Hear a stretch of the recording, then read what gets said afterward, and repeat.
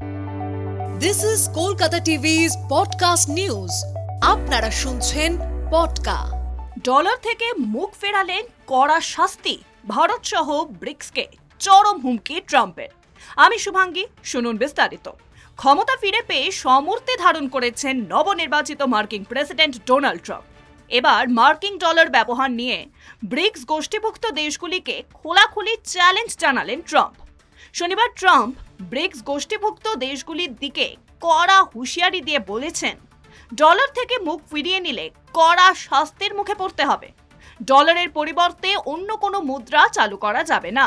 Trump স্পষ্ট করে দিয়েছেন, ওইসব দেশগুলিকে আমাদের কাছে প্রতিজ্ঞা করতে হবে তারা নতুন কোনো মুদ্রা চালু করবে না, ক্ষমতাশালী ডলারের পরিবর্তে অন্য কোনো মুদ্রার পক্ষে সওয়াল করবে না, না হলে তাদের 100% শুল্ক চাপিয়ে দেওয়া হবে। গত কয়েক বছর ধরে মার্কিন ডলারের বিকল্প হিসেবে কোনো মুদ্রা বা নিজস্ব মুদ্রা চালু করার পক্ষে সওয়াল করছেন ব্রিক্স গোষ্ঠীভুক্ত দেশগুলির একাংশ। তাদের মধ্যে অন্যতম হলো চীন ও রাশিয়া। 2023 সালে দক্ষিণ আফ্রিকায় ব্রিক্স সম্মেলনে একটি নয়া কমন মুদ্রার প্রস্তাব পেশ করেছিল ব্রাজিল।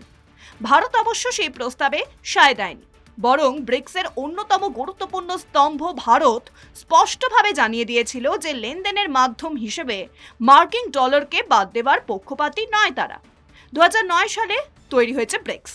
এই বৃহৎ সংগঠনটিতে নেই আমেরিকা। ব্রিক্সে ভারত, ব্রাজিল, রাশিয়া, চীন এবং দক্ষিণ আফ্রিকার পাশাপাশি ইরান, ইজিপ্ট, ইথিওপিয়া এবং সংযুক্ত আরব আমিরশাহির মতো দেশও আছে। তবে ট্রাম্পের হুঁশিয়ারি নিয়ে এখনো পর্যন্ত কোনো মন্তব্য করেনি ব্রিক্স গোষ্ঠীভুক্ত দেশগুলি। ভারতও ট্রাম্পের বক্তব্যের কোনো প্রতিক্রিয়া দেয়নি।